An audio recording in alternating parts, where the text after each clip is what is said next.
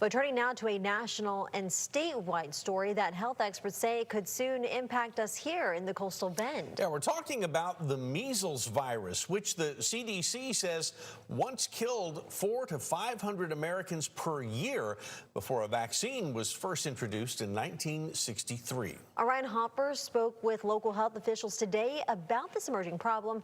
He joins us now with that report. Ryan?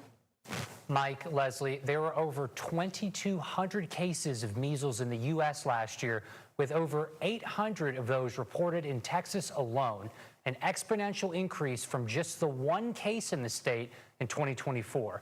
Locally, Nueces-County's public health district told 3 News today that just under 63% of kids under the age of 5 in the county have received a measles vaccine dose. Measles, which was declared eradicated by federal health officials in the year 2000, has returned to America. That is the danger of when we've done a very good job of eliminating a disease, that we forget how we eliminated it and then it can come back. Which has local medical professionals like pediatrician Eric Baggerman sounding the alarm. The infections, especially when they're very young, can be deadly. And they're more common. If you're less than a year of age and you get measles, you have a decent probability of not making it, and so it's very, very dangerous for those children. According to the CDC, the virus is now in its 13th month of continuous transmission in the U.S., with Texas having 803 confirmed cases last year, more than double any other state and making up over a third of cases nationwide.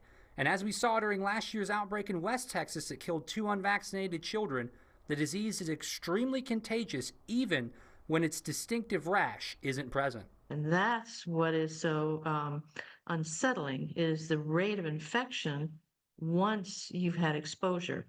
For instance, in a daycare center, positive measles, and if you have unvaccinated kids, it's not a good picture. These symptoms usually begin about 7 to 14 days after exposure.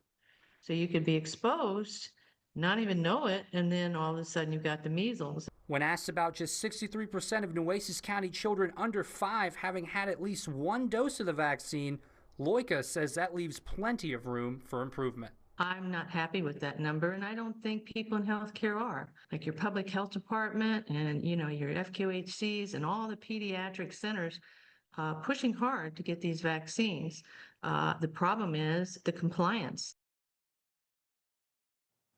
Once again, local medical professionals emphasize that vaccination is key and that we risk losing ground against this disease if we don't get our local inoculation numbers up. Mike, Leslie, back to you. Ryan, thank you for that report. Well, corporate